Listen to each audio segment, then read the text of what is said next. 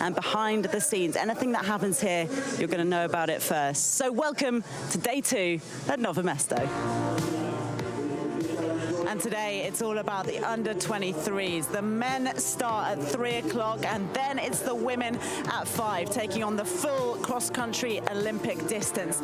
And we're building up this weekend to Sunday. The men and women's elite are tomorrow, 11:30 the women, 3 o'clock the men. But the weekend started yesterday, as of course it did. Here's what happened on Friday. The first UCI mountain bike cross-country short track World Cup of 2023 is go. A crash right in the middle of the pack. Keller moves to the front and this could be ominous.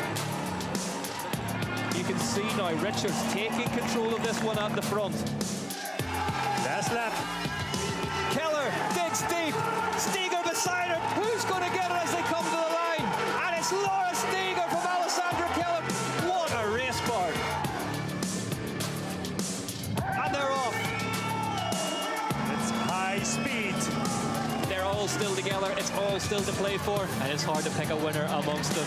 Oh, that's a crash for Halloway. And look who's in second place now. It's Tom Pidcock. Free abreast into the last corner almost. Pidcock digs deep. Schwarzbach digs deep. Gaze digs deep. Tom Pidcock takes the win in the Czech Republic.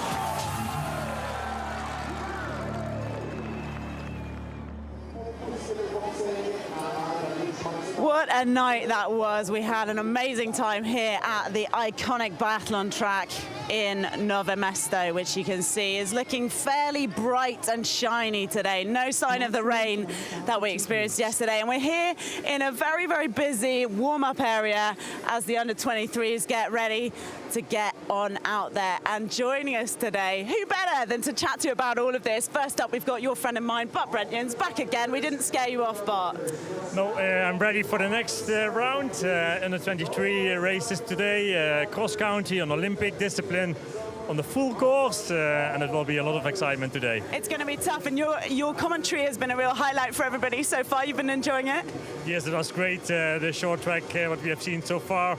But today it will be even better. It's going to be even better, and partly because we've also got alongside us Martin Vidal. Good to have you with us. How are you doing, Martin? Yeah, no, thank you for having me. It's such a nice race here. It's nice to be here outside the race, like looking a little bit more. So you're going to be chilling with us. You're just going to be chilling because, of course. Yeah, it's going to be a nice race. I think these guys are very hungry. So yeah, looking forward. You made the step up, of course, from under-23s to elite. So what's so different about this race today? What's different in the kind of vibe that these races will be experiencing? I think everyone can win here. So nobody is like under the mirror too much. So it's like a surprise box. Everyone can win here, so that's what it makes it so nice. So yeah, I don't know who's gonna win, but for sure the guys are very hungry. Nice one. What's your favorite? You can tell us. My favorite? I don't know. We raced a lot like last year, but I think for this track, Carter Woods will be a great contender. He's pretty smooth.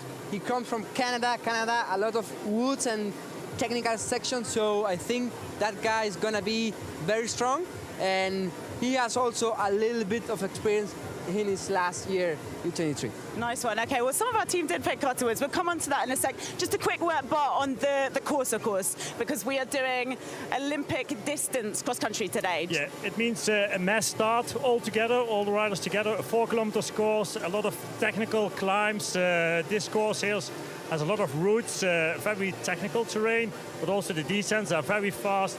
Not that much time to recover. A lot of climbing as well here on this course. So plenty of things for these riders. And who do we think, of all of your contenders, but just to pick one out, will be the one who will deal with this best? The Danish guy who finished third. Oliver Solvay. Oliver Solvay from Denmark. He showed his strength already in the beginning of this season, and that's my favorite for today. You feel like he's just got the strength to do this, right? And what about Riley Amos? He's another contender we've been talking about. Yeah, he's also pretty strong. I think he also is really hungry because last year he maybe had a bad luck at the beginning of the year, but at the end he always very strong. We raced actually at the beginning of the year in Puerto Rico, so he was pretty strong too. He's very fast. I think he need to keep it chill at the beginning, but if he goes on the last lap on the front, he can really go for it. So I think he's very hungry. All right, well, great stuff, because we can, in fact, now hear from Riley Amos as he's with our reporter, Josh Coulson.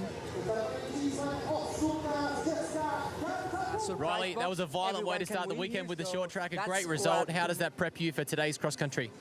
Yeah, it feels really good. Definitely a great result. First loser, though. And, I mean, lets you know the body's where it needs to be. Gets the mind clear that it's you have everything you need to perform. So try and go one better today. Is it a different strategy having 2 start loops and then 5 race laps? Or is it just same strategy across the board? Yeah, I mean, I don't think 1 or 2 start loops changes much. Maybe there's be a little more hesitancy to get into the single track first if there's only one. But with this field, this many riders, all young, really strong guys, like, it's no mercy. Like, that first lap's going to be just as fast as if it was just one. So, will it be a matter of wearing people down or just picking the right time to attack? I don't know. It's really just kind of play out what the group does. Make sure, hopefully, to make that front group early and feel out where everyone's at. It's the first XCO of the season.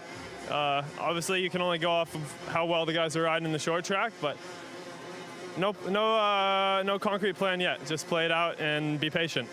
Bit of weather on the cards, bit of rain throughout the day. Is there any major bike setup changes to accommodate for the slippery routes, or you good to go?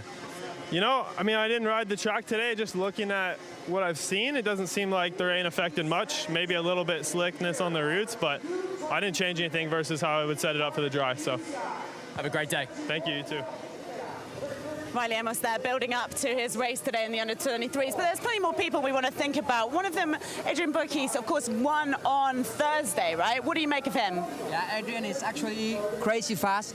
He's been racing on the road a lot, so he knows about tactics. He's also a very talented rider. He can really be smooth on these routes. You really need to be smooth and know how to attack. So I think he's a pretty good contender for today. Talk to me about that. You need to be smooth. So you're talking about kind of protecting yourself on the... You need to be smooth, actually, to recover good, to attack the climbs. And that's why you need to be with the flow. You need to recover good for attacking all the courses. So it's very important to be smooth. Okay, be smooth. That's the moral of this conversation, but... It costs a lot of energy to ride on a terrain like this with all the routes. To find a good rhythm, it's really difficult. So the bike has to be in a perfect condition, but also the body, the rider, and the combination of it, that's how you ride smooth. It seems right that the smoothest man in mountain biking is telling us all about this here, Bart Brentjens. Now look, how smooth is Bjorn Riley, would you say, Bart? He's another one to have a look at. Yeah, he's a youngster as well, and maybe in for a good win. He's used to ride on a terrain like that. Did good well here before, so he might be in for a good race too. 4th in the short track. Tell us a bit more about the course. You've been out there today, Martin. I've been out there here in the morning. We did 2 laps. It's still a little bit rainy maybe, but in the morning it was completely almost dry, so it's a little bit tricky, but I think it's gonna be a really fast course, and yeah, I think it's gonna be fast. It's going to be fast. That's what everybody wants to hear, right? Because so there's a little bit mud, but not so much because the rain yesterday was not. There's actually no mud. The woods are a little bit slippery, but the riders are going so fast. They clean a little bit the track now, so I think it's gonna be dry and fast. Okay, so I hope it doesn't rain, but if it rains, it gets very different. But actually now it's perfect track. Yeah. This was like yesterday, wasn't it, Bart? We spent the whole time looking at it with the dust, and then suddenly the rain starts. Yeah, but the weather forecast for this afternoon, it's dry, and with the rain from last night, actually, the course became a little bit better and a little bit faster. Okay, and so of course this is the question, is how people can deal with this changing atmosphere best, right? That's what it's a lot of it about. Because when we were talking yesterday about how Lukas Schwarzbach, for example, didn't change his tactics when the race changed, right? Yeah, how important is that? I mean, in short track, you don't have to change the tires that quickly. The course is most of the time similar to dry or rainy conditions. Of course, the corners become a bit more slippery, but now the riders have been riding on this course in dry conditions, and they know what kind of tires, what kind of tire pressure, what kind of setup, suspension setup they need to have. and they are ready for a good race and ready for a full speed, give everything they have. Lovely stuff. We're about to get to the race, but we just want to take one moment, Martin, to look at the predictions that the team have been making. Our predictions, I'm afraid, have not been so good so far. Apart from, how did you get on yesterday? Here's the predictions we've gone for today. What have you picked up? Oh, you went, of course, for Oliver Savoy. I'm in with Adrian Bourkis. Your prediction now is Carter Woods. Okay, so we're going to try and do better than we did yesterday, but short track predictions for short track, it's so difficult. But what so difficult. This is easier, right? Easier, I wouldn't say. But we need to get you off now to the commentary booth. So I'm sorry to cut in. I'm sorry to have to lose you, Martin. Thank you so much for the catching up. We'll have you back later. But for now, let's get to Rick McLaughlin for the race.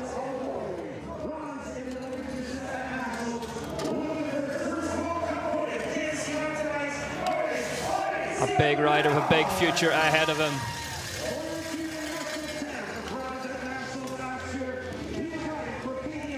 Rekdal there from KMC Racing Team.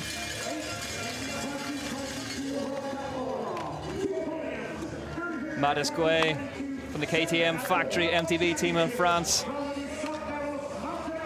KTM here in a big presence for the Czech Republic. They mean business.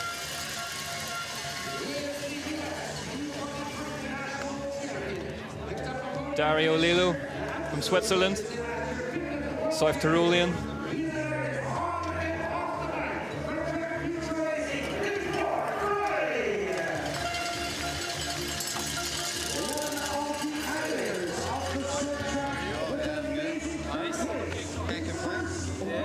Can't complain, says Bjorn Riley. One of the emerging stars of US cross country. An artist in his spare time, definitely worth a follow on Instagram. Solvoy from Denmark, he played a key part in that short track race, got on the podium as a result.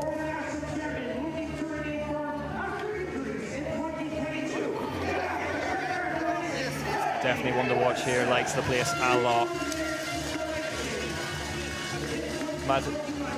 Riley Amos then, Trek Factory Racing.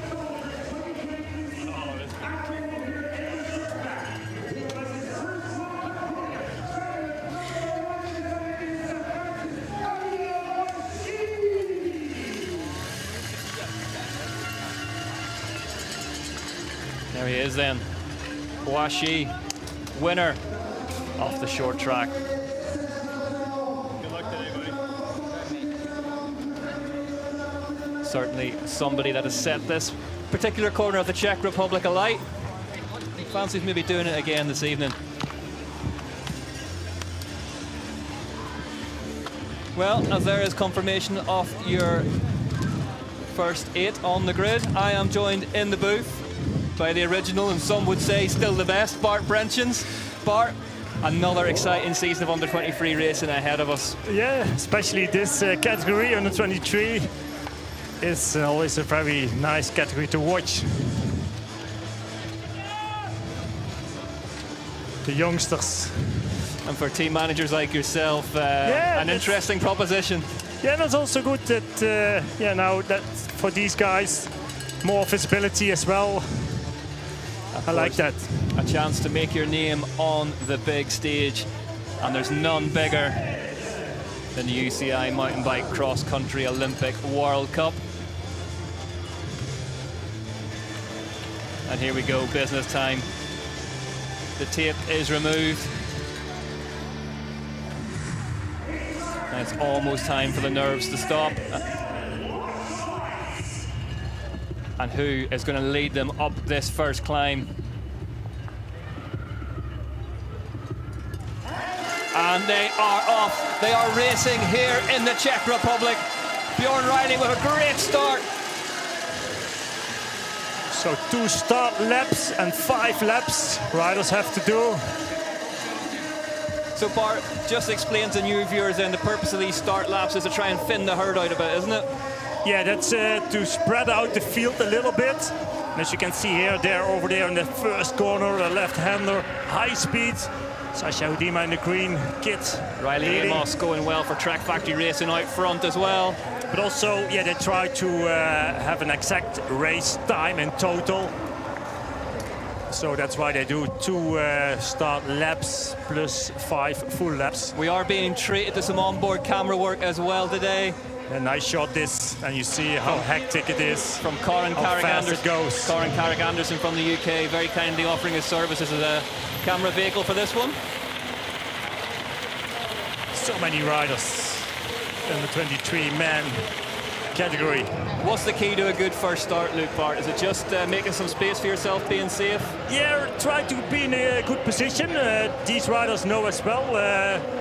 If most of the start lap is done, it has a few bottlenecks, it has a few narrow sections, single tracks. And over there, overtaking is impossible, so the riders have to be in a good position over there.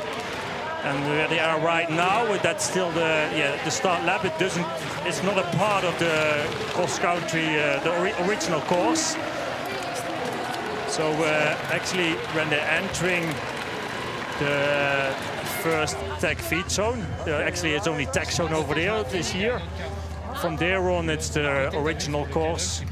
And here we go. We jump on board our cable cam as they head down through the first start loop. Just reminding them, 2 start loops for the 23 men. And here you can see as well on the right side, actually that's the original course in between the tape. So this is only for the start lap. The 2 start laps what the riders have to do. I think one of the start loops would probably be enough for me, Bart. I think that would probably finish me off. This course, it's quite hard to ride. It's very steep climbs, technical terrain, a lot of roots everywhere. Yeah. Full suspension bikes, dropper seat posts. Yeah, a lot of technology in the bikes these days as well. And without belittling anyone as well, we should be guaranteed fireworks today, because the under-23 races, they can be quite punchy, can't they? These young guys, they want to make a name for themselves, and quickly. Their lap times are, yeah, almost similar to the man elite, actually. Really? Yeah, of course, it depends also the conditions. Maybe the conditions today are even a little bit better than tomorrow. They expect some rain for tomorrow, so then it makes the course more slippery and slower as well. But yeah, in general, if the conditions are almost similar, yeah, the lap times of these guys, especially in the first few laps, are almost faster sometimes even than the man elite do. Yeah, plenty of firepower out So on over course. here, where they are right now, that's the tech zone, only tech zone this year. And you can see the staff members of the teams with all the spare parts. If you're new to cross-country racing, the riders can get technical assistance from a member of the team staff, from the mechanics, but as a caveat to that, they can only do it in a designated tech zone. And what that means is, if you get a puncture on the way into the tech zone, it's ideal you can get it fixed. If you get one on the way out of the tech zone, then you've got to go the whole lap. Then you have a problem and lost a lot of time. That's not ideal. It is not ideal, but it's... for this year, actually, there's another tech feed zone here at the bottom around the arena, into the arena, just before the finish line. And over there, the riders can take nutrition as well. But for that, they have to take a special lane. So almost like a pit lane, really, isn't it? They pull in through this little step section. Lilo leading here. Oliver Solvay, second place. Now you see they've got they've got a couple of options at the bottom of this descent to head up the next climb. Not much between them in terms of time, Bart. No, sometimes they call it a B line, but actually here they are just 2 different lines, and riders they can choose both lines. Will you mix that up during the race, or will you stick to one? I would say stick to one, but sometimes there's too much traffic in front of you in one lane, then you will choose the other one, just to have some more space and a free lane to ride. Listen to the noise back there, Bart. They love their racing here in the Czech Republic. The crowd comes out every time we're here. It's such a great ambience all the time here next to the race, especially in the forest. It's great to see that. As I said earlier in the broadcast, actually, this place has won event of the year 9 times, so it's not unfamiliar with a good crowd. And remember this point here, that's the highest point actually from the last climb. From there on, it's a long descent, the AC/DC part of the course, that's in it to the rock and roll. Actually, it's a long descent almost to the finish line. This is a little bit of a flat section just before the finish line, but There's a little bit of time to recover actually over here. I mean, these guys are not out there to have fun, but I mean, I ran this earlier on in the week, and as a bike rider, you just want to go and ride this section. It is really enjoyable, isn't it? It's an enjoyable course to ride, definitely it is. But it costs a lot of effort as well to ride on a course like this. I mean, the descents are also very technical, so you have to be concentrate all the time. There's the big Dane out front. Yeah, Oliver Solveig, that's the first rider. We start to see some of the rocks now come into this Nove Mesto See the course. grandstand over there as well, with the fans. Filling up nicely, they'll make their way over from the start line. Oliver Solveig from Denmark, such a strong rider. Tom Schelkes, the Dutch guy, on the 4th place. Solveig, not unlike Sam Gaze, actually, the way he just stands up on the bike and quite sort of upright. Yeah, maybe to relax. Oh, and a bit of style as well, why not? Tom Schelkes didn't do short track last Thursday, so he saved some energy. But Solveig, he finished 3rd in the short track. Lilo, he was in the top 5, I think he was. He did quite okay. Dario Lilo from Swiss. And Rayleigh Amos in the 2nd place. 5th place for Dario Lilo. Yes, on last Thursday's short track. Here we go then, round this long left-hander onto the 120-metre long start-finish straight. So if you've watched a bit of racing in Nove Mesto before, the track actually going in a different direction on the start-finish straight. Famous for producing sprint finishes, this place, but they've only 120 metres to launch from, which didn't seem to stop the short track racers in terms of a runway. Plenty long enough for them. So another time, a start loop. Pack of 4 out front now. 7 minutes, 10 seconds, the first time. Yeah, the course is actually it's in perfect conditions after the rain from last night. Look at them, Bart. You can see here just how easy it can be to catch a rider in front and for it all to go very wrong very, very quickly. There's a look at the conditions. Bone dry out there despite the rain earlier. Yeah, and here you see more in the back. Riders are struggling on sections like this. A lot of routes everywhere, and when the riders are that close together, it's almost impossible to have a good ride, actually. They sometimes even with a small mistake with one of the riders in front of you, you have to get up the bike too. So Solveig, Lilo, Amos and Schelkes, your top 4 there in that little group out front. Yeah, coming back, Adrian Brachy is back as well. The winner from the short track. I mentioned earlier, Bart, it was almost as if he surprised himself actually with that short track win. He didn't look like, his first words were that it might take some time to compute what he'd actually managed to pull off there. Yeah, but he did a couple of road races, stage races as well. Did Cape Epic with Christopher Sauster.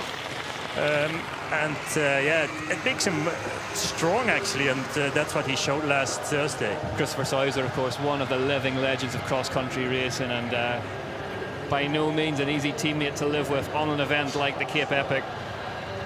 Wilson from New Zealand in that leading group too. 5 different nationalities. Looks like the pack might just bring them back in here, Bart. Yeah, they're slowing down a little bit, especially on sections like this where it's wide and open. Carter Woods, Sasha Hudima over there. Rayleigh Amos in that group too. Bjorn Rayleigh, sorry. Again, that start lap different from the original lap. Tom Schelkes is now leading that leading group of 5. 6 riders now.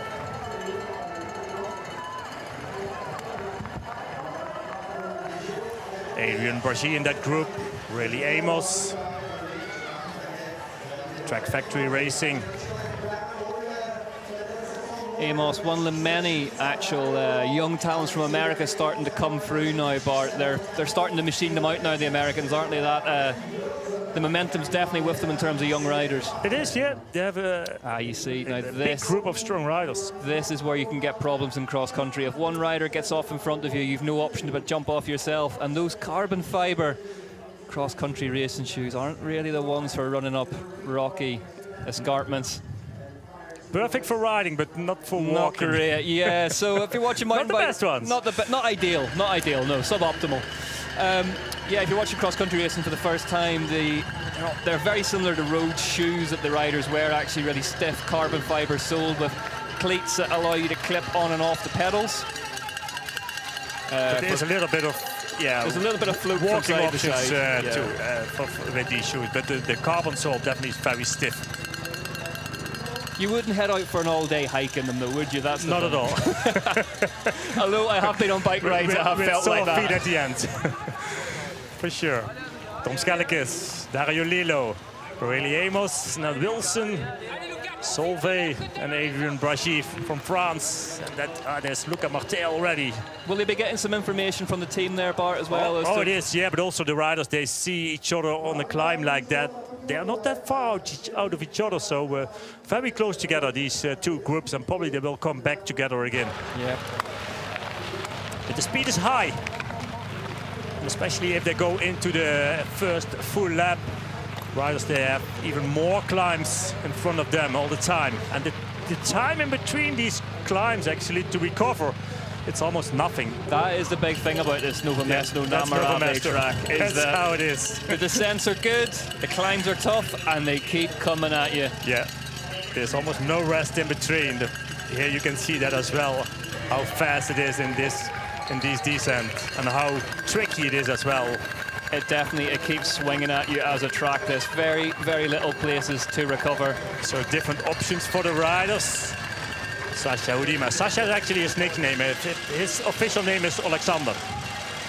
So when you see it on screen, probably it's Alexander, but they call him Sasha. Dario Lillo now leading. Expert climb 2, they call it. They changed it from last year. Yeah, it's an absolute just punch in the ribs. This one on board with Carrick Anderson, of course, the son of Scottish downhill legend Crawford Carrick Anderson. So this part is new from the course from last year. And it's a very hard section, very steep. And if you're on top of the climb, where you see the sign of 1 kilometer, it goes 180 degrees and it accelerates straight down. Accelerating. You can see that so steep there down. is no rest for the wicked here. And this section, again, as I say, great fun to ride, but really technical. One wrong wheel here, you can see the amount of one of the few places actually where there is a lot of line choice, but more line choice, more possibility for disaster as well, I guess. Yeah, I've been watching the training of the riders over there, and yeah, I saw a couple of crashes even in training, so it's definitely a hard section over there. Schellekes just manualing through one of those holes there, popping the bike up on its back wheel. BMX track maneuver. That small bridge, very famous in the AC/DC section.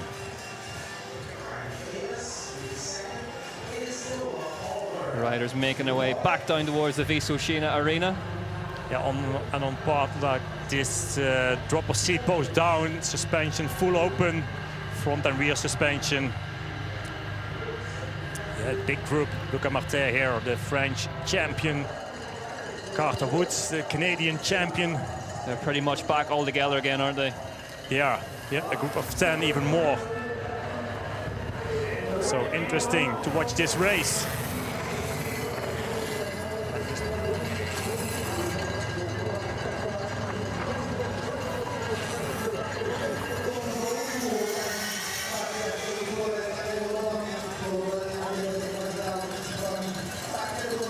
So riders are on course. They've just finished their second start lap.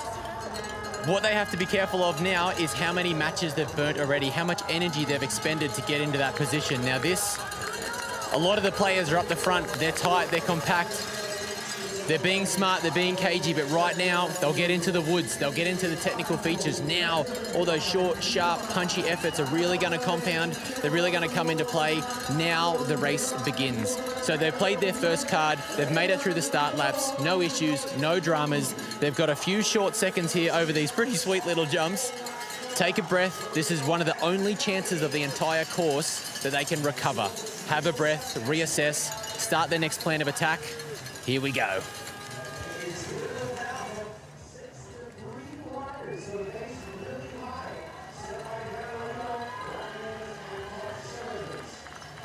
So, let me see slow motion shots here. The riders making their way down the track. Interesting that you should say that, Bart. Actually went and checked out the new Cervelo full suspension bike in the pit just before this, and they've actually developed a system that they like to call the link lock, which they actually take the rear shock out of the bike and replace it. Actually, I was wondering if it's a smart idea. I mean, these full suspensions bikes are made with a rear shock. Yep. And the shock absorbs a lot of strength from the frame into the shock. Well, this is And what I mean, and if you put something very rigid in it, I don't know if the carbon is strong enough, but probably Cervelo did the testing with that. I'm sure they did. There's definitely people cleverer than me working at Cervelo, and they seem to think it was all It's a clever right. idea from them how they did it. It's a super clever idea from a bike brand that they're making their first real foray into mountain bike racing at the minute, having been, of course, a massive brand on the road with Jumbo-Visma and in cyclocross, Wout van Aert. But I think not every bike is ready to just replace that solid part instead of a shock into your rear shock. Well, they've milled it out of alloy. Apparently the idea came from Carter Woods has been down in the gravel in the kitty litter. And that's that first corner actually after the drops. We have seen that corner in short track as well. That's where we saw Zoe Cuthbert absolutely detonate herself during the short track race. She had a very hard crash over there. Yeah, a crash so big it could still be going on now, actually. They reckon that the alloy one they've got in there, they took the idea from the plastic packaging that comes with full suspension frames before you put the shock in them. And they made one out of alloy. It worked. It weighs the same as a shock, and now for the next race they're talking about milling one out of titanium. So even you can replace it maybe with carbon. Yeah, why not? But they've tried it and they reckon it's not transmitting stress into the bearings of the full suspension design. So interesting that we haven't seen it before. But we jump on board now with the FPV drone down through the woods. And there's the big Dane at the front, churning away. Oh, and who's this off, Bart? Yeah, it's Alpecin rider. I think it's... I forgot his name. Sorry for that.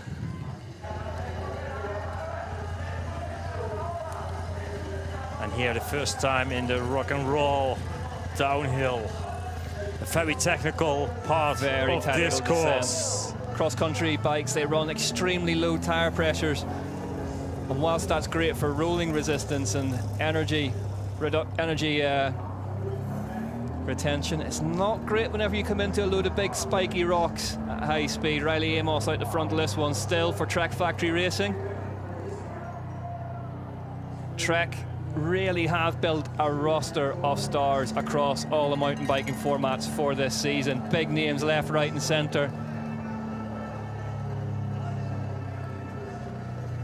You can see that super caliber bike. It's got the shock, I guess a suspension you'd almost call it, built into the top tube with what's called a flex stay. So no pivot at the rear end of the bike, just carbon fibre that flexes. And yeah, the Alpecin rider must be Jente Michiels. Must be.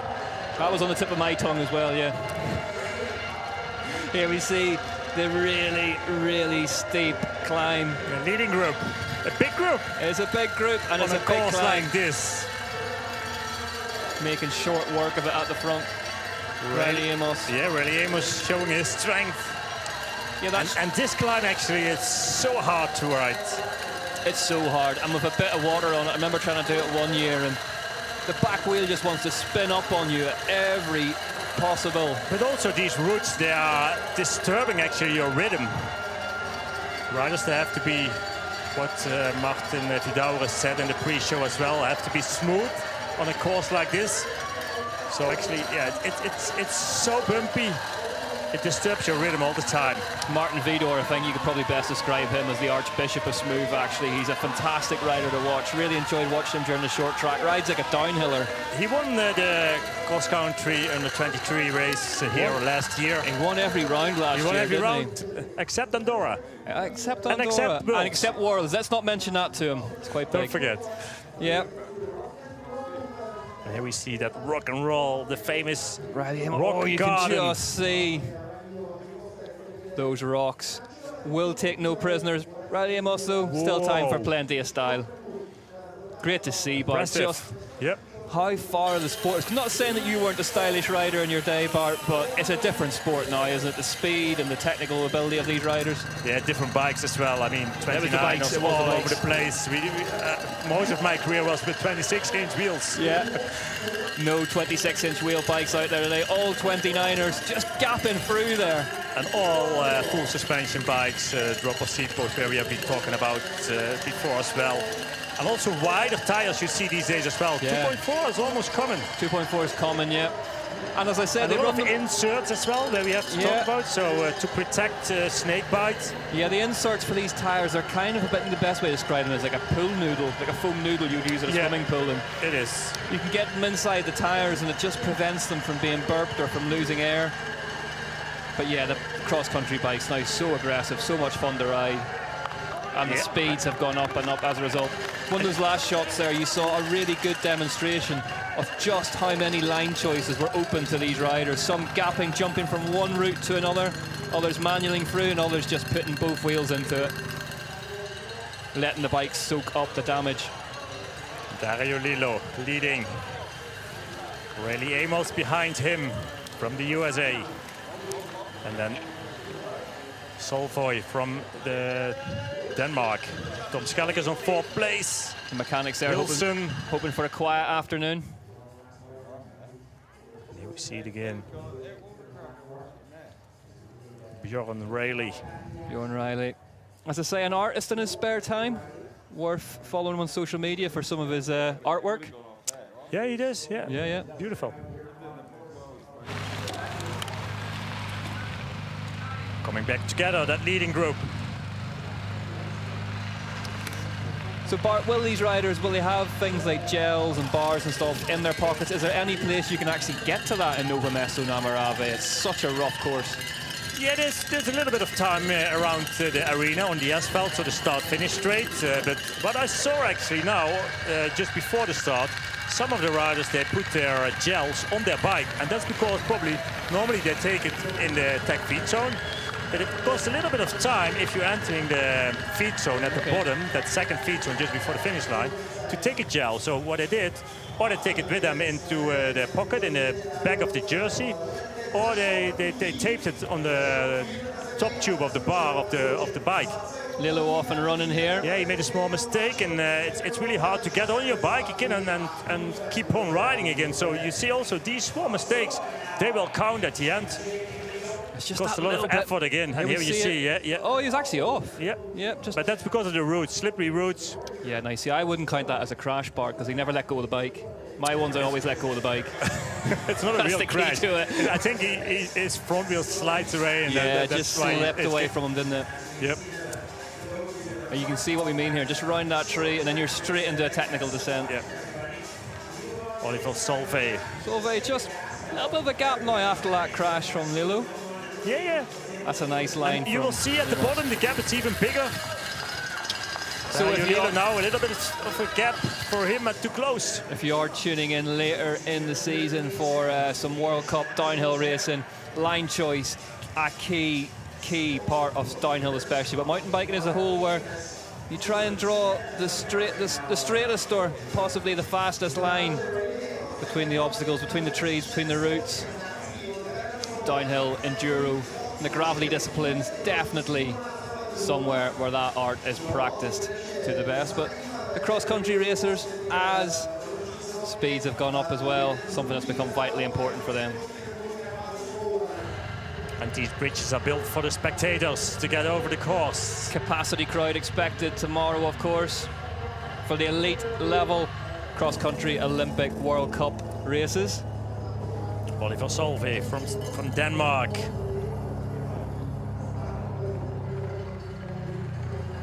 Riley Amos behind him, and then we have a small gap.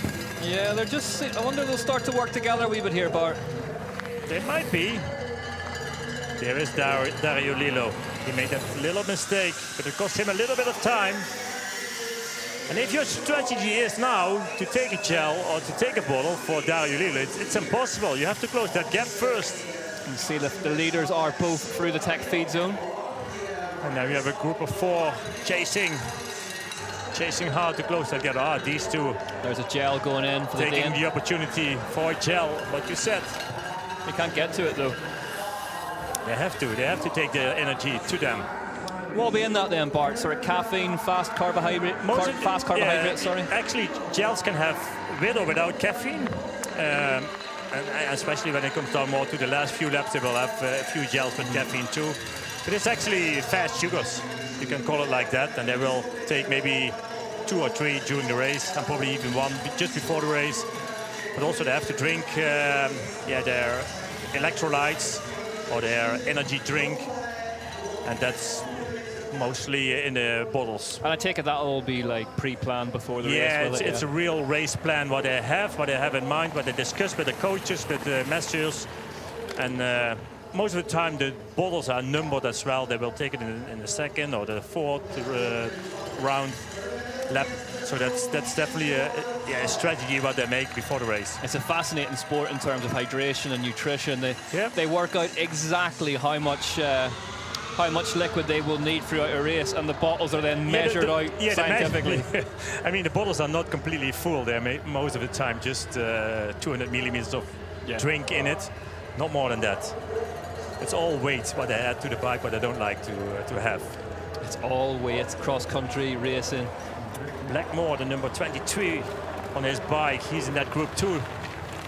Now Blackmore, a GB Academy rider, got some good results lately. A podium in Germany in the XCO a few weeks ago. Second behind Cam Mason in the cyclocross. He beat him at Morgan Park actually as well. So I mean, if you're beating the likes of Cam Mason, you definitely know how to pedal. Peter Blackmore, have a look at him. Whaley Amos Track Factory Racing Team. Amos looks in good shape this season, Bardet. Yeah, really strong. Dario Lilo behind him. You can see just that carpet of roots. Now these bikes, a lot of them will have a lever on the handlebar that will allow the racers to toggle through different suspension settings, different levels of lockout, to tackle things like that, to make climbing that little bit more efficient. And that's something that we've really seen go from being a couple of brands, Bart, to most brands offering that now. Yeah, I mean, most of the time their level on their handlebar, it is like a trail mode or like a full open mode. But also on parts like this, they are all full open or like in the trail mode, so that there's still a little bit of suspension, but definitely it's not completely locked. Zoe Cuthbert, actually, one of the things she pinned that crash on in the short track was the fact that she was so busy getting the whole shot, getting out off the line first, that she forgot to unlock her suspension into that first corner, which I think is completely understandable given the speed she was doing. Yeah, I saw the footage of that crash, but it was actually amazing that she didn't hurt herself that bad, because it was awful. She was up before the last rider had passed her as well. Yeah. Here we go in through the rocks. Look at Riley Amos charging through there. So fast over there. Just a little drop off the last one as well. Just takes all the rocks out of the equation. Tom Skellick is on 5th place. It's a different skill set as well. If you do have an enduro bike at home or a downhill bike and the handlebars are that bit taller, on these cross-country bikes, they have the handlebars so low now, Bart. Little things like that, picking them up off the ground, tricky.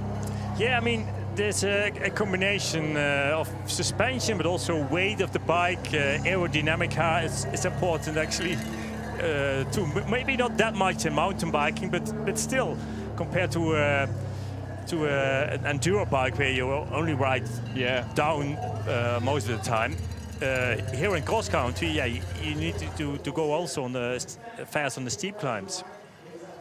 Yeah, they are all about attack, these cross-country bikes. The seat angle, the head angle, everything's pushed forward to get you transferring power into the ground as well as you can as we jump on board with Karen Carrick Anderson. This is the vision of every rider, what they see. Through the trees there, nice little line. A new line. He's giving these lines away by putting that camera on his bike. A group of 3 now, a small gap. Dario Lilo, Willy Amos, Oliver Solveig from Denmark on the 3rd place. And then we have a group of 4, 5 fighting to close that gap. There we go, Wilson in 4th, Budima 5th, Chelikins in 6th. Blackmore 7th. This is Luca Martin, the French champion. Boishy, you see there, the winner of the short track. Yeah, he dropped back a little bit. You can see the Canadian jersey of Carter Woods down at the base of the climb now as well. Lost some time in that crash. Yeah, that crash definitely cost him a little bit of time, and also maybe he hurt himself. It's never a good sign if you ever crash. It always costs some energy. You can see just how soft the tires are there, actually. If you're talking about PSI, I would say between 15 and 20. As low as that, yeah. 1.1, 1.4. We're going to see this little gap here. In the rear, a little bit more pressure compared to the front tire. And is that just to make sure that the power goes into it and you get up the hill? Yeah. Yeah. So super low pressures. And that's why they have an insert into, at least in the rear wheel, rear tire. There's that little gap as well under the backside of that route. Yeah, so cross-country racing, really, they don't really tend to touch... I asked a couple of the mechanics earlier this week, and they were explaining that they don't really tend to touch suspension pressures that much. It tends to be tire pressure, depending if it's raining or if it's dry. That's what they'll go up and down with, and it would need to be an extremely wet, muddy race for them to go to a full mud tire, because the drag of those taller side, the knobs in the tire, the added drag isn't worth the loss in performance. That's how it is, yeah. And also here in Nove Mesto and Morave, actually the course stays quite good, even if there's a little bit of rain. Of course, the routes get more slippery, but not most of the time not that muddy, even if there's a little bit of rain. Now, we had some rain last night, and this morning the course was a little bit slippery. The route was slippery, but still there was almost no mud on the bikes, on the jerseys. It is an incredibly resilient place, Nove Mesto and Morave, in terms of how it's affected by moisture. I've covered a couple of mud races here in my time, but it really takes a lot of rain to get a muddy race, doesn't it? It's so dry in those woods. But I remember a couple of years ago we had some muddy. We had a muddy race here in Nove Mesto. There we go. You can see how dry it is through the woods. So chainring wise, most of the riders going for around about a 36 tooth. Chainring, I think for short tracks, some might go up to a 38, but 40. 40. 40 we saw. 40. 40 we saw. But these days, Schramm came up with a new drivetrain system, so 52.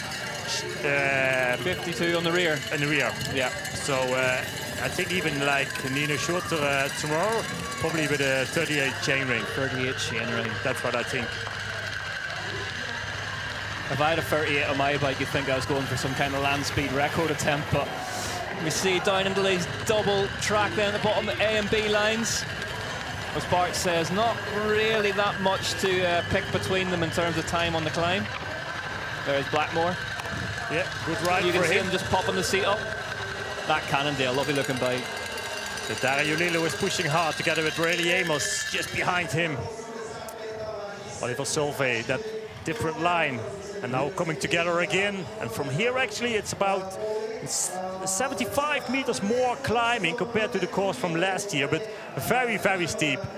They have added some climbing to the back end of this course, haven't they? They've sort of made it punchier again. It got further and further down for a number of years, but but now they brought it back. Yeah.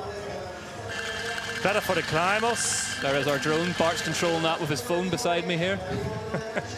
Hopefully I don't crash into the trees. It's not the trees I'm worried about. And here they go back down this descent. Yeah, and a lot of things to do for these guys if they turn, actually, to make that turn from the steep climb to the steep descent. Unlock the suspension, shifting, drop a seat post down, everything on the same time. I remember talking to Matthias Flukiger actually whenever they brought that suspension lockout really became prevalent in cross country, and I said, how many times a lap are you using it? Not that much. And he went, well, I thought not that much either, but we actually mounted a camera to the handlebar, and I was using it between 30 and 40 times a lap, which is a lot, isn't it? But also these days, most of the teams, they go on the course with telemetry, so it measures the whole suspension setup for the bikes. And I spoke with our mechanic. He said the suspension is working 34,000 times at each lap. 34,000 times. I'm glad you didn't ask me to guess that. I would have got nowhere near it, but that is remarkable. Like, it just goes to show, Bart, the level of mountain bike racing is at now. Suspension telemetry has come into it, and yeah, it's like Formula One these days. I know from the downhill pre-season testing event that we had in Lourdes earlier on this year, the amount of telemetry and data acquisition that was going on there with the top teams, you're heading towards MotoGP level.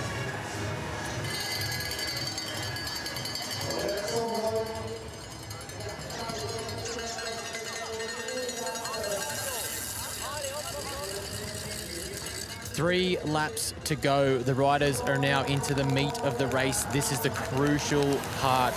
After these fun little jumps here, as fun as they are, this next corner into the finish area is quite slippery, rather treacherous. When your concentration goes, you're a little bit tired. This can cause havoc. Now, there is quite a defined line through the middle of the track, but just inches outside of that line is loose, slippery rubble. And right here at this point in the race, if you slap the dirt here, it's over. It's hard to come back from this. The adrenaline's high, everything's pumping. It's in a physical part of the race. So this is the real key part. You'll see riders attack now. You'll see riders explode. We're going to see some fireworks here. Eager to see it. So here they are at the base of this climb then. Bart, is cross-country racing, is it similar to road racing for viewers who are maybe tuning in for the first time? Will these riders work together to try and gap away from the rest of them, or is it every man for himself? They will work together a little bit. Of course, tactics definitely are involved in mountain biking too. But it's different from the road. You see not that many team members together. Here, 3 different riders, 3 different teams. But at least they will try and work together as well. They know if we can stay away of the chasing group of 4. That's 2 riders to beat, not 5 riders to beat. Yeah, no, and maybe there's a very fast sprinter in the chasing group. Riders, they know from each other better than we do. But definitely they will help each other and try to do that. You are at least one of them on the podium. We sat down and interviewed Nino Schurter earlier in the week, an interview that you can see more of in tomorrow's coverage of the elite race. And he said that's one of the big benefits of his experience in the elite class is that he knows all these racers. He knows what their strengths are. He can sit in the pack, he looks around him, he knows who he's racing, and that comes with time. And if you have a strong weapon for, like example, a sprint finish, then you always can use it at the end. So you don't have to be that nervous to get away, or you have to attack. So you can save a little bit of energy for a sprint. Bart, we should just say as well, a big happy birthday to Nino Schurter. Yeah. It's his birthday 37. today. 37. Congratulations, Nino. Congratulations, Nino. Now, you gave me a bit of information about this earlier on. What age were you when you won bronze? I was 36 years old. 36 I years turned old. 37 in the end of the year. And Ned Overend, is he still the oldest to have won a World Cup? He's the oldest World Cup winner. Right. On the age of 38 and a bit. 38 and a bit, right. You're saying that my time has passed now then? I'm unlikely to win one now at 38. There's still time for that. I don't know.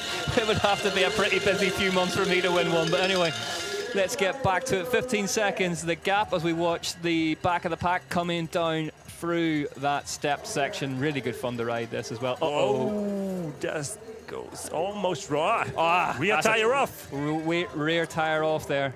He's done well to get that stopped, actually. Yeah. But from there, it's a long way to the tech zone.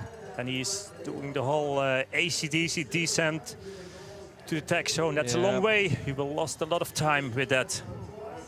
And you could see there was no noodle inside. There was no pull noodle in there, no. There was no... insert. Insert. Noodle. Yeah, how you call it. We call it noodle. Yeah, we call it a noodle, yeah. Nice bit of style from Blackmore. There's a crowd. They've all got camera phones. You've got to throw a bit on, haven't you? They're having fun on their bikes. I love the paint job on that Trinity Racing Specialized. I would say, this bike. Yeah, it looks fantastic. The Trinity and you Racing can see the drivetrain as well. New drivetrain over there. Yep. Stylish. It's a great looking bike, isn't it? Trinity always go the extra mile with their kits and liveries. Trinity team. And back together again. Back together again. The top 3 with the chasing group of 4. On lap 5 now of 7. Alexander Houdima, who's closing that gap. Lelu looking strong at the front of this one, Bart. Yeah, he's pushing a lot of effort into the race. Oliver Solveig close to him on his wheel. It must be a recording shot what we saw when the chasing group was closing that gap, because now... Well, maybe they have just gone a wee bit. Now there's a little bit of a gap.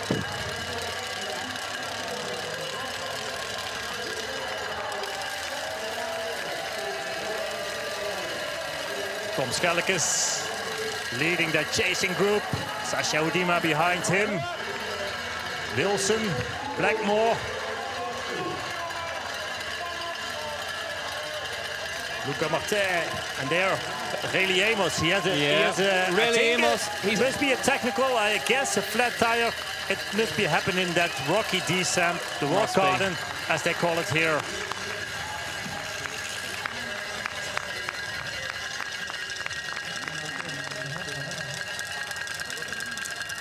Yeah, these riders, they're going so fast in the descent. Yeah, it's sometimes quite dangerous. Dangerous for the material, for the tires, for the bikes. Tom Schelkes with Sasha Udima. Blackmore with the number 2 on his back. Here we see it. A burp tire, I would say, in that corner. Yeah, maybe just enough. Good. Sometimes you can just, when we see burp a tire, you just make it leave the rim slightly when it just releases a bit of air, and it can just go flat. And as I said, there's coming so much force actually on these tires in these berms, the way how they are riding. It's more like, it's similar to downhill, so they have to run higher tire pressure to avoid these things. So just 2 liters left. What a shame for Rayleigh Amos. Yeah, it's a shame for him. I did think we hadn't seen him for a while. I thought maybe he was just sitting back in that group behind him, but he'll be in free fall now. And he will lost so much time. Schelkes, Tom Schelkes on 3rd place now. Sasha Udima on 4th. Then there were 2 out the front. Yep. That's how it goes in mountain biking sometimes. We've seen Lillo off the bike on one of the climbs, Bart, but here we see it it is. Again. The tire came off. You can see the white liquid inside the tire. It's a silicone sealant to plug any puncture holes, but it doesn't help hold the rim on. Rayleigh Amos, he has to run that whole hard climb in the middle of this race. Yeah, the Trek Factory Racing Squad on Pirelli this season as well, across the board in downhill and cross country and enduro.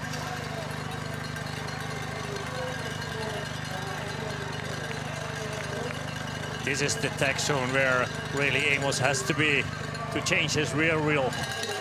It's not that far anymore for him, but still. Yeah, it'll feel pretty far. We saw Nino Schurter with one of the comeback rides of all comeback rides here last time out, Bart. Yeah, similar problem. And he rejoined the front of the race, but he did one of his best races actually. It was one of the best performances I've seen from him. Performances, yes, that's the word. Yeah, I think it made him angry. I think that's where it came from. It gives you the adrenaline, what you need to have. Oliver Solveig from Denmark with Dario Lillo. Lillo's good for the descent part. Yeah, different lines for both. Dario Lillo, he made that mistake in that inside line in the previous lap, so now the outside line for him. It's a healthy gap back to Schelkes now, isn't it? I'm looking forward to seeing the next time split.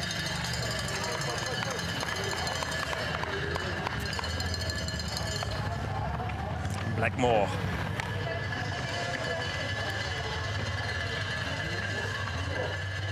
Wilson on the 5th place. Here are the leaders then. 44 minutes into it on lap 5. What are you looking for, Bart? If you're racing somebody that closely for that long, it's just the 2 of you. Are you looking for signs of weakness, little line choices not going well?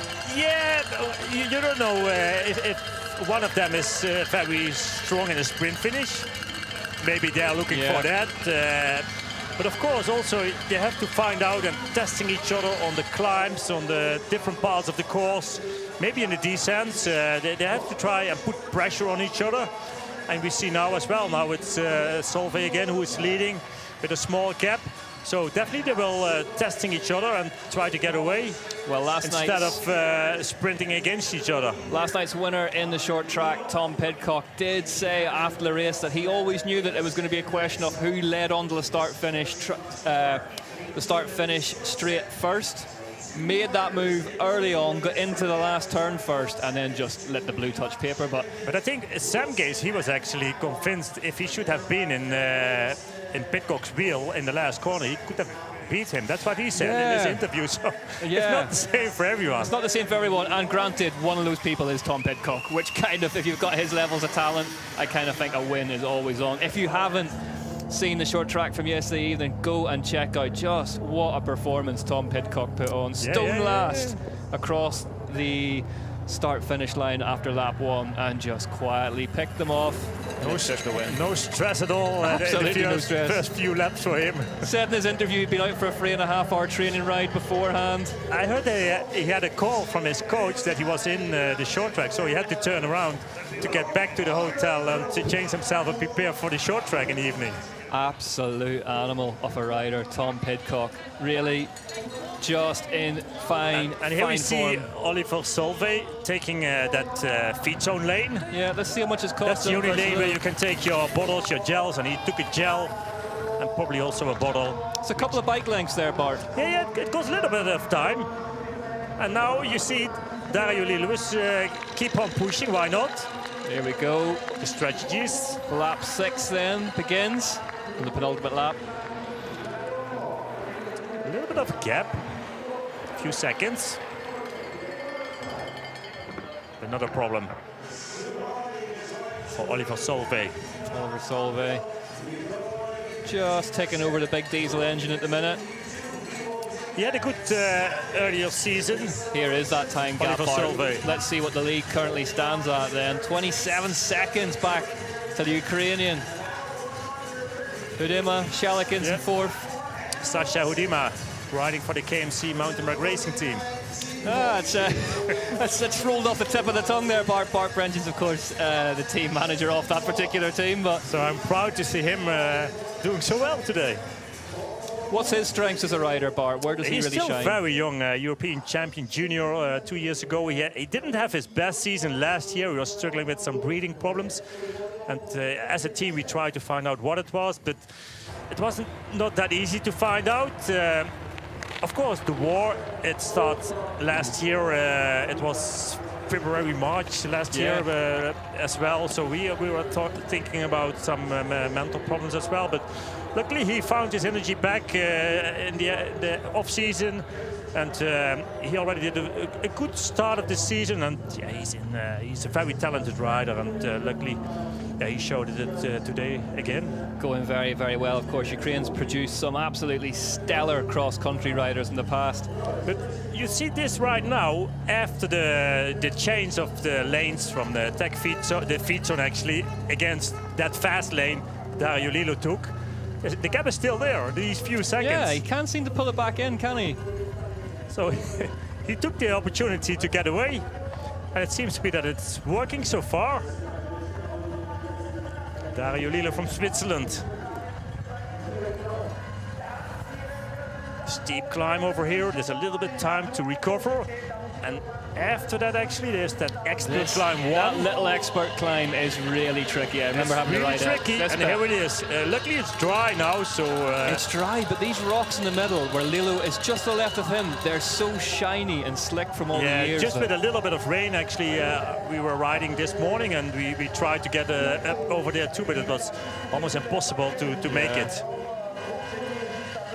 So they're chasing group of 4. With Tom Schelkes in it, Sasha Hudima in it, Matthew Wilson and Blackmore, Peter Blackmore. And that gap is still there, entering the rock and roll. Here we go, you see the speed they're traveling at through these rocks off that last step. flying over these rocks. Lilu's not looking back here, Bart, you know. Oh, he's pushing hard, Dario Lilu. A very flowy section, this, where he is right now. High speed cornering. On that Scott Spark RC bike. As designed, developed, tested, won on pretty much everything by Nino Schurter over the years.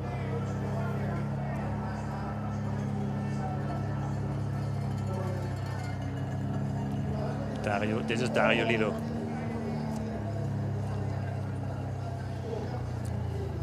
Yeah, pushing hard. Try to get away. And now into that flowy big rock climb section, yeah. in front of him. The flowy rock section leads you on to the bottom of that climb. The gap is not that big, especially not here on a climb like this. Low speed now on this part of the course. Riders they try to avoid every route. Try to find a smooth line. Actually, there's no smooth line. No smooth lines up here. An absolute carpet of routes lining this climb.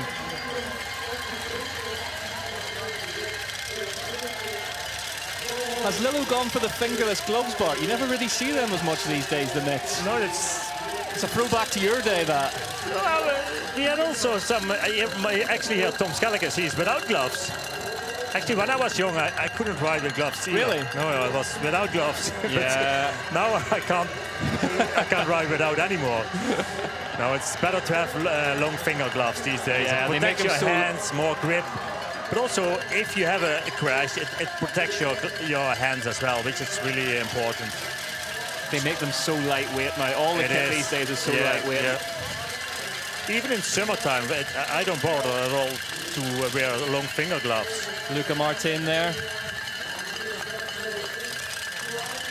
Okay, yeah. Factory team, new team this year. Yeah, great one is if you're of fairer complexion, like myself, you put the sun cream on before the ride, you don't put gloves on, your hands start to get sweaty, then they're covered in oil. Then your grips are covered in oil, then it's an absolute disaster waiting to happen. But what happened now? He has got past him. Yeah, how did he do it? Where did he do it? We didn't see it happen off screen. The Danish Oliver. I kind of still think that Solvoy looks like he's taken over here, Bart. He must have had a big push to get past Lilu, unless Lilu's had a problem somewhere. That might be possible too, because looks like he's riding away from him. He might have a little bit of a problem. If there's a slow contour or something. Yeah, that might be possible. Yeah. But soon he will entering the tech zone. Well, we'll see if he does pull over in the tech zone. Yes, you're right. Rear wheel is soft. You see it sliding. It's sliding all the time. Such a shame. He has an insert in it, and he can still ride. Yeah, there's a difference with the inserts. But not. No, maybe not. Let's have a look. Looks like that. Well, we just peeled away from that. Let's see if he pulls in. We'll know soon. Oliver Solveig. Straight through there, no looking back. Leading the race now. No, it's a quick glance over the shoulder from Solvoy there as well. 39 seconds back to the Ukrainian. Sasha Udima with Tom Skelliges.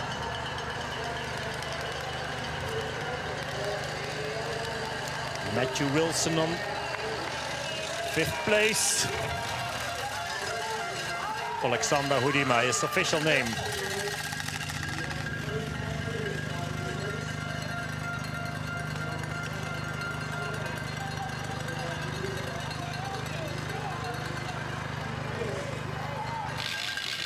Now, where is Lilu? He's still there. I wonder if he just had a little moment off camera, Bart, maybe somewhere, and just lost the wheel.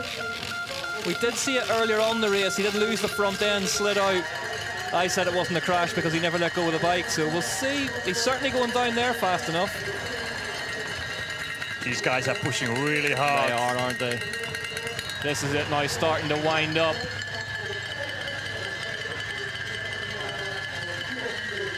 For both, the same line here at the bottom. Yep. Yeah, it's hard to say actually which line is faster. Skalakis with Sasha Udima now, closely together. They're a second group of two then, gunning it out for the last spot on the podium. Yeah, also this group is stretching out. Yeah, last spot on the podium. Yeah. True. A top 3. Top 5 in the elite category. Luca Martin a little bit further down, but not that far off. No, the reigning French national champion, as you can see from the French jersey. The trickle there. And now a little bit time for Oliver Silve to relax. To relax in this descent. Nice line. The speed, you can see. Now, Bart, we did see some incredible scenes on Eurosport yesterday with Alberto Contador going wild in the commentary booth when his rider won a stage in the Giro. Are we going to see the same again if Sasha gets on the podium? It could go crazy and you start throwing the computer around. Maybe. Maybe, we'll see. Absolutely perfect conditions in the woods here in the Visa. I think a little bit more must happen. A little bit more is going to take a bit of spot. #1 spot for that to happen for Bart to really. But the podium would be really nice. To really let loose. You can see the new course. He already does a really nice, a good race. I mean, first cross-country Olympic for these men under 23 this year. First World Cup. Yeah. So, yeah, they show their strength, they show their form. And he's in a great shape. Is this a big one to settle the nerves, Bart, as well? You've got that long off-season of prep and of training and all the rides, all the hours on the road to get here. They have done some races, but never a race where they have been all together. Yeah. And Martin Vidal already said it as well in the pre-show. Yeah, who's your favorite? And he said, yeah, it's hard to say. They all can win the race, and that's actually how it is. We certainly saw on the short track yesterday evening that it felt like anyone in the top 10 of either race. Yeah, and especially, I think especially short track racing is even more difficult to predict. But cross country, yeah, Oliver Silve, we know that he did quite well in the earlier season. Well, the Dane has decided that he doesn't need any more gels, he doesn't need any more liquids. It's time to get on with the job in hand here. Yeah. Just dropping down into a slightly more efficient aero position. Last lap. Whatever you have left in the tank, it's time to use it. You need to bring her back on fumes in this one. Lillo. They're giving everything they have. Just a few seconds in between. Last lap for these two. Oliver Silve and Dario Lillo from Switzerland. Yep. Nothing in between these two. Got past Lillo somewhere halfway around the last lap. Having really struggled to bridge the gap to him. He's managed to get by him just off camera. And now up this climb. Actually, these guys are on the same bike. Yep. Both Scott Spark RCs. Is he able to close that gap? It looks like that with this shot. It does look like he's coming back to him a little bit. Of course, it can be a bit deceiving, the concertina effect, but... And what happened behind them? This is it. I think these two are going to come back together now, Bart. Yeah, but the gap is still there. Not waiting at all.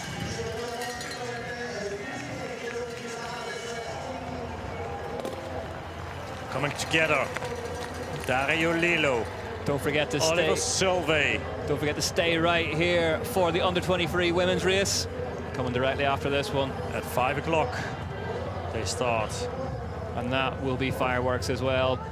But for now, we are concentrating on the men. And these two really have been the class of the field. They've been out front for the whole thing. They did a good race, both in short track last Thursday and now again in cross-country Olympic. The longer version, the longer discipline.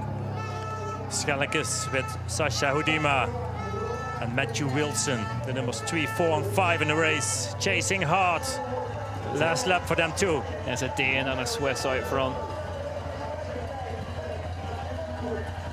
5 different nationalities in the top 5.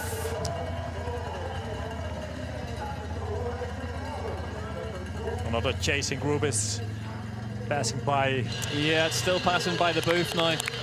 Just clocked Adrian Boishy well back down the order now. He's just come past onto the final lap as we speak. Gives you an idea of how hard these two have pushed out front. The Shimano Expert Climb 1 Solvay looking No strong up there, Bart. mistakes for them. But very hard to make it here. No problems. But the gap is still there. Carefully in the descent, I would say, especially in the last lap. Oliver just having a look over the shoulder there. Where is he? Not that far off. He's suffering too, Solvay. You can see it. Fascinating, Bart, how some racers can conceal that. Pauline Ferrand-Prévot, you never know how hard she's working face-wise. She's just inscrutable. And poker facing. Poker facing. And you saw the likes of Zina Fry on the sprint last night, just giving it absolutely everything. Yeah, it's different for each one. And maybe the opportunity over here to close that gap in the descent. I mean, it's just a few seconds in between these two. Solvay still finding a bit of time for a bit of style there. And then suddenly again, that big climb in front of them. And then it's all over and it's straight back up the hill. Even if you have the idea to give it all, to sprint up that mountain, your legs are sore. Pain in the body. They have to, last lap it is. Under the bridge. Is there anything you can do to train for the race pace though, Bart, for this kind of intensity of effort? There's nothing replicates it, is there? No, there's nothing. That's how it is. But they are in the zone. They know what they do. They know why they do it. And it's a win in the World Cup. And they all like to have it. Out of the saddle for the last time here on this climb. Roots everywhere. And again, Dariolilo. He's pushing hard, but on his saddle, different style they have. Oh, look over his shoulder. He's still there. He's there. He's still there. You're hoping each time you look over the shoulder, maybe he won't be there, but it's more like a long sprint, actually, this last lap. There's nothing in between these two. And again, look back over his shoulder. He's suffering. He's suffering, but he's still got the pace of mind. This climb, it looks like you are on the top, and it's not. It's not. And you still have to go a long while. There's Schellikens. Keeps on going. Schellikens now attacking. Sascha Dima is going with him.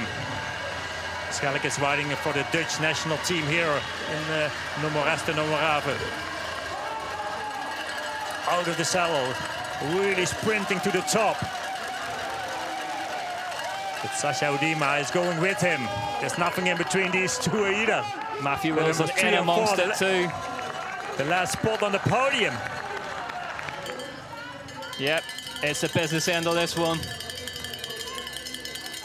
Oliver Solvay. Now the gap is a little bit better, bigger. Solvay on his way down now. Where is Lillo? He has dropped Lillo again. Yeah, a little bit, but he's not that far off. I think Solvay has something in his pocket on that part of the course, Bart, because it's around now that we saw him get past him last time. You're right with that. So that's his favorite part, probably. Here he is, second place. If Lillo wants to win this, and he's got every right to, he needs to start closing this gap now, making some real inroads on the Dane. I don't know if it's there for him to do. 2 more climbs to do. This one is not the hardest, but the last one after the Cannondale BMX section. I think they're all pretty hard at this stage of the race, Bart. They will feel every little climb. And I just wonder, does that a little signal that he does have a little bit in reserve? The fact that he's still mentally sharp enough to keep an eye on where his rival is. He's carry on a lot of speed in that from that descent, and then in the first bit of the next climb, he's accelerating out of the saddle, sprinting, and then he's sitting down, pushing hard. 6 seconds, the gap. There's nothing in between these two. It's nothing, but at the same time, Lillo will want to close this. He'd rather that it was a lot closer. Gav Black there just shouting some encouragement. Denmark against Switzerland. Out of the saddle now for Dariolilo. Of course, Switzerland. Switzerland's so dominant through the ranks here in cross-country mountain bike racing. But it's a Dane who leads this one. Women and men. Yep, the whole shooting match. At the Olympics in Tokyo, the top 3 women, all Switzers. Getting on the Swiss Olympic team is almost harder than winning a gold medal these days. Yeah, that's true. But one of their own is struggling a bit here. Lillo needs to find some answers, and he needs to find them quite quickly. Nice style. Yep. Oliver Solveig from Denmark. Jumping here. When do you start thinking, Bart? When do you start dreaming that this might be it, this might be the win? Can you allow yourself that luxury? I mean, yeah, definitely he can, but he has to be concentrated. He has to keep on pushing. But maybe when he is at the top of this one, the last climb, from there on, actually, it's what I said before, a long, flowy descent, and then still a little bit of a flat in the arena, but not that much anymore. And he showed his strength already before, so he must be able to make it. Solveig as well, but a big, strong sprinter. Every mistake right now, that will cost him a lot of time. And also still, I mean, still that descent as well, the rock and roll, we have seen it before. Yeah, many dramas we have seen here in the last some descent. Disasters in there. Yeah, everything can happen in mountain biking. Stay where you are. Solveig's found a second. He's still looking over his shoulder. As we saw on the short track, a more than capable sprinter as well. So he'd back himself, I'm sure, if it came down to a final drag race on the 120-meter long start-finish straight. But he's also quietly hoping that he could just have 120 meters to start celebrating. Down into this dip, heads back into the woods.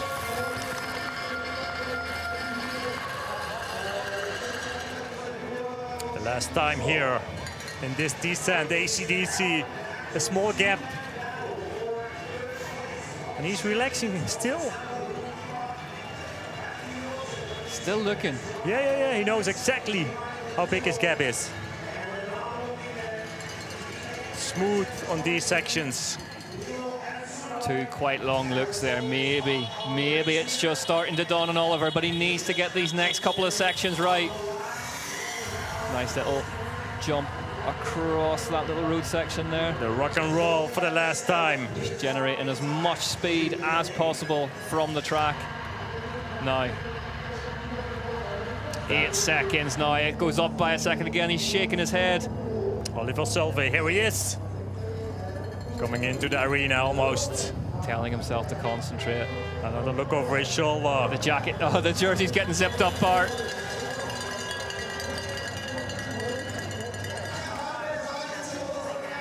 Over the jumps. Safely for the last time. That's a great feeling for him, entering the arena on his own. The work has all added up. It has been enough. All those hours in the gym, all those hours on the road bike, training by yourself. Lillo sprinting already, but is it going to be a lost cause? He's coming close. Oliver Solveig, has he judged this to absolute perfection? Starts to celebrate with the crowd. Oliver Solveig has done enough.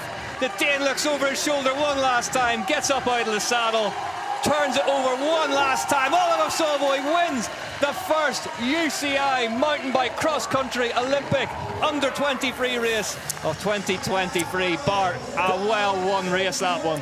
Dario Lillo, second place, and here is Tom Schellekes for the third place. Yep. Sasha Udima a little bit further off on fourth. Schellekes starts to beat the bars there in celebration, but it's not done yet. It soon will be, though. A great performance for the Dutch guy. Sasha Udima on fourth place. And here he comes, Schellekes. One of the big talents. In for third place. Just ahead of Bart's rider, the Ukrainian. Bart, well deserved. Yeah, well deserved for Sasha, fourth place. Really proud of him. Gerben de Knecht, the national coach from the Netherlands. And there's Matthew Wilson over the line in fifth, the big Kiwi. Yeah, great performance. Yeah, superb performance, New actually. Zealand.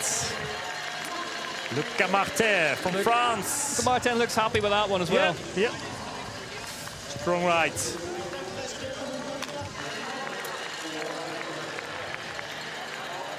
Peter Blackmore from the UK. Small gaps. Our very own Haley Edmonds tracking down the winner interview.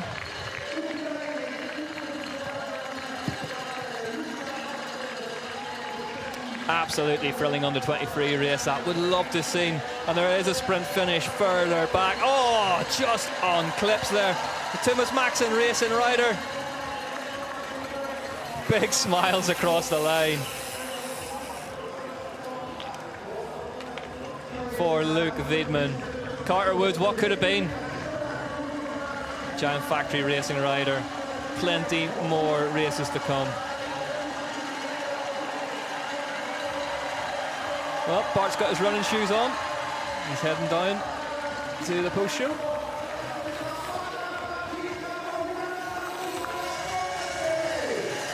Well, we did think that it would be lively. It's never a dull race here in Nove Mesto na Morave, and that one was certainly an absolute blinder.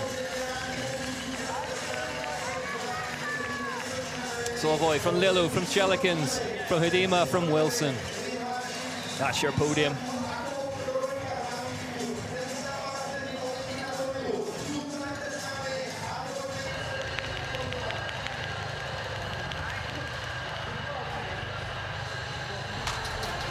Here are confirmation of those results then. The Dane takes the win. Lillo, Chelikins, Hudima, Wilson, Martin, Blackmore, Patone, Herzog, Wiedmann.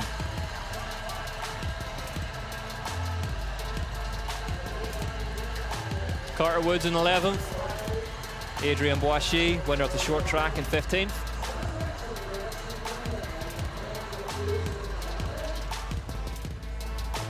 And here is what it means. Turn up to the first UCI mountain bike cross country Olympic World Cup of the year. Cross the line with a win.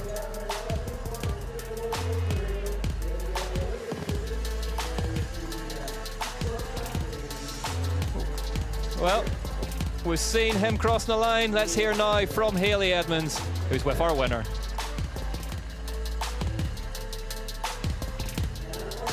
I'm joined here by the race winner, Oliver Solhoy. What a performance from you. Your first World Cup win here in Nove Mesto in the under-23s. How did it go for you? Yeah, just incredible. I can, still come to my mind. Just flat out racing all day, so just a general good weekend for me, and I'm just over the moon by this one. It was a tough battle. You came further away from the pack, just the three of you with Dario as well and Riley. When Riley did have his puncher, what did you think? Were there any kind of reflections in your mind to maybe take it a little bit slower? Yeah, just we were pushing out the expert climb, but then Riley made some mistake downhill, and that was the point for me, just taking a bit slower in the downhills and maybe putting a bit pressure on the uphills just to maybe make Dario make a mistake. But at that point it was quite scary. Yeah. Thank you very much and congratulations. Thank you so much. Thank you so much. There he is then, Oliver Solvoy, and we got Bart Benchins here smiling brightly because that was his prediction. The prediction that Solvoy would manage to go ahead. Did you see him winning in such style though, Bart? Yeah, he did a great performance. He showed his strength. I've seen a couple of races from him earlier this year, and it was my prediction, but it was just a great race to watch in general. These guys, they went so fast. A lot of drama for a couple of riders. Rayleigh Amos, a shame with a flat tire. Sasha Hudima from my team, who finished fourth, actually was part of Brilliant, him. yeah. Another Dutch guy, Tom Schelkens, on the third place. But the way how they were racing, also Dario Lillo and Solhoy, I would have to say, against these two, just a few seconds in between at the finish line. There was maybe just 1 or 2 seconds left. Yeah, such an exciting race to see. It was such an exciting race. I like it. And Dario Lillo, of course, did so well and pushed him.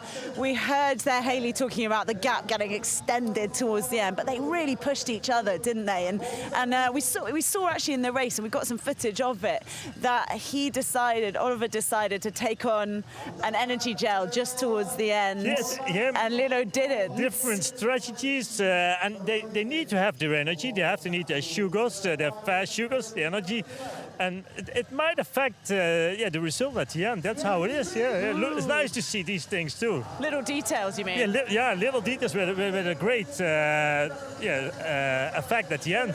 Yeah, and the thing is, of course, so is that something you do instinctively in the moment, Bart, or would you make a plan in advance and say, okay, my plan is I'm going to try to do it? You make a plan in advance, yeah. And it's not always that it will happen like that. But I think for Oliver Solveig, he still had something left, and he was still good thinking, and he was quite clever, and it went perfect for him. Yeah, he really did look as though he had something left. There's a little bit as well in the footage again of when he started to pull away. And what's going through your mind in a moment like that, Bart? Yeah, when it went well, it gives you some extra strength, and that's how it happened for Oliver Solveig. And they were both suffering actually on that climb. But when the gap was there, and he knows as well, with 1 lap to go, it's a little bit more than 10 minutes time. He could give everything he had, and these guys are well trained. And it wasn't impossible for Dario Lillo actually to close that gap anymore, even when it was just a few seconds. Because he was broken by what had been going on for... Also broken, and if you have the feeling that you can win a race, it gives you always something extra. You could really start to see that at the end. You could really start to see that. And yeah, as you say, brilliant performance, but you get that additional bonus from knowing that you're nearly there. However, unbelievable flat-out racing for, what was it, over an hour. This is incredible stuff that these young men are putting their bodies through. Now, speaking of someone whose body got put through a lot, Carter Woods, who we spoke about in the build-up, in fact, ended up crashing quite early doors in the race, and we can hear from him now.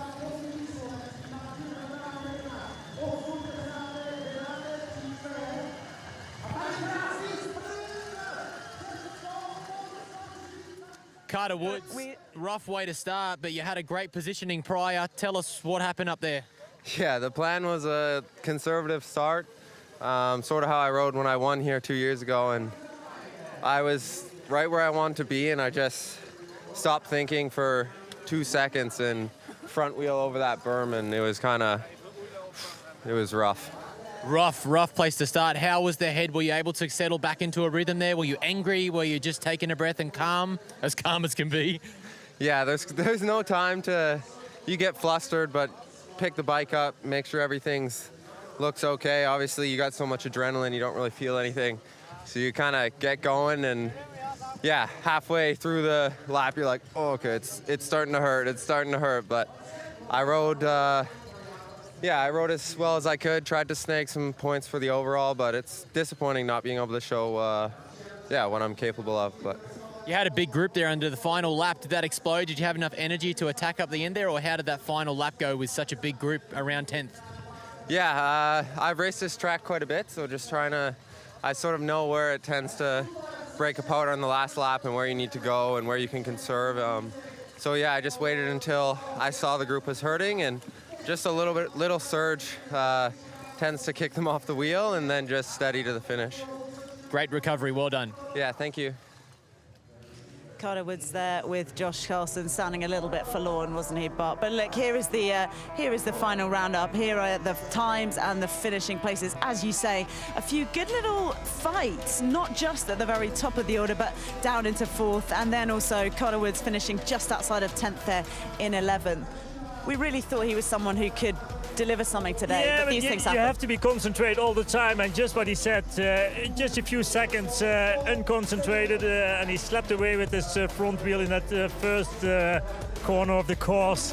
Yeah, it cost him a little bit of time, a crash, and it's still a good performance. Finished 11th, grabbed some points for the overall, and probably we'll see more of him during the season. We certainly will. And of course, a huge field out there today. Some of the guys right down the bottom, you could see them because you can see the finish line just behind us. We can see them crossing there, looking absolutely exhausted. And sometimes, but it's the people down the bottom as well who really give us a sense of how tough this course is. This is a really hard course, but it's also a hard sport. Sometimes it doesn't matter on which course they are riding, but if the start is gone, they give everything they have till the finish, and that's what mountain biking is.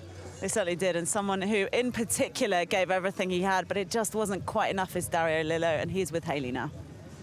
So Dario second here in Nove Mesto in cross-country Olympic under-23s. How would you assess your performance today?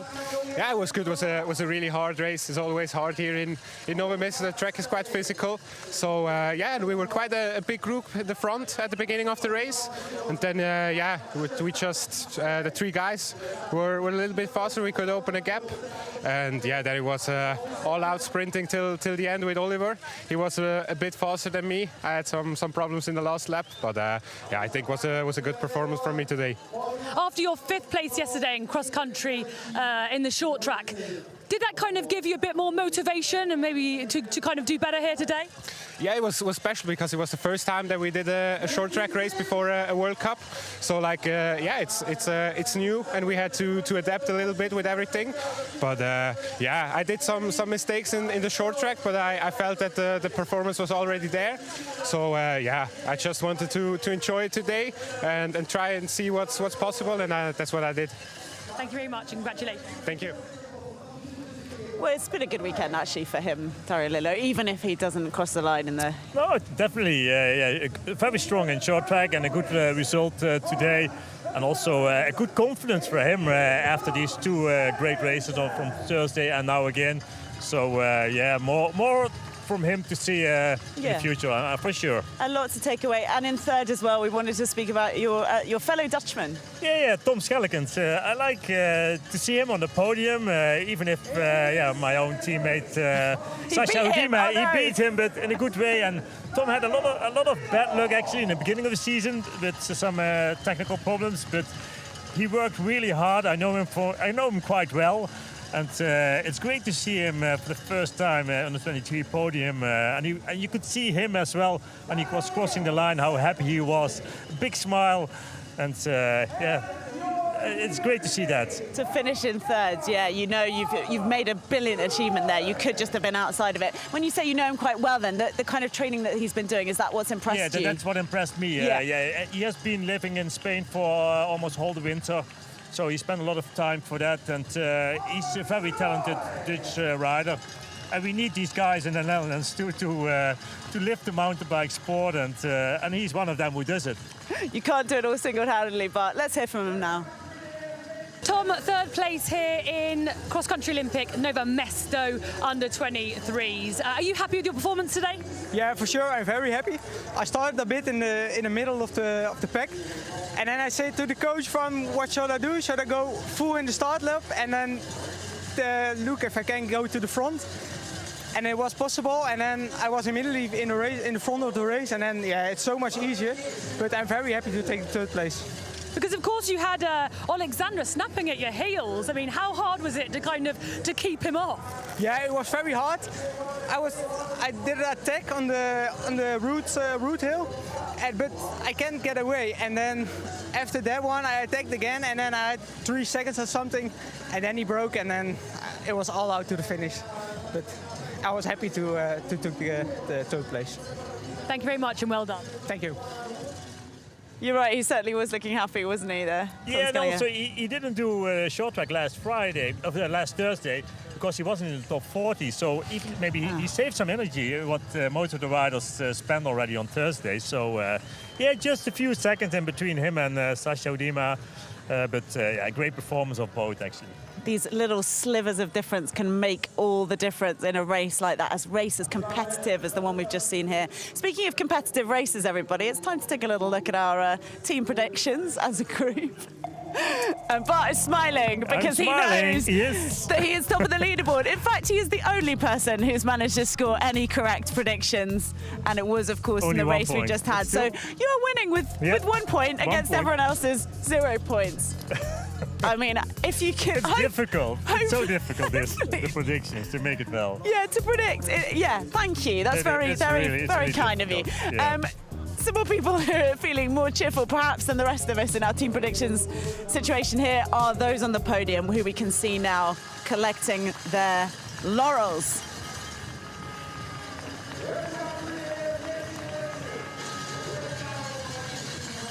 And it's good to see all of these guys working together as well. I mean, and smiling and being friendly, even after that big moment. That's what mountain biking is. That's what mountain biking is like. They all have to do it by themselves, and they are contenders against each other, but also happy for each other. Yeah, for sure. Now, we also need to let you know that there is, of course, plenty more mountain biking to come. We've got the women's under-23s race up in a moment, but there's also lots more sports coverage for you on Discovery Plus coming up later today. And here is Abby Stevens to tell us about it. We're in the impressive PGE Narodowy Stadium, right in the heart of Warsaw, for what is the biggest speedway event on the calendar. Scott Nichols joins us. Scott, what makes this so special? Oh man, there's going to be 50,000 people crammed into this stadium. They're noisy, they're excited, they're going to be very vocal. The racing is fast, it's close, and it's all encapsulated in this amazing stadium. We cannot wait. Join us at 5:30 p.m. for all the build-up on Eurosport 2 and Discovery Plus. Beautiful stuff. Well, yeah, do stick around and watch a bit of Speedway later on Discovery Plus, but we're going to be staying here in this beautiful track, this biathlon, iconic biathlon arena here in Nove Mesto, because it is the women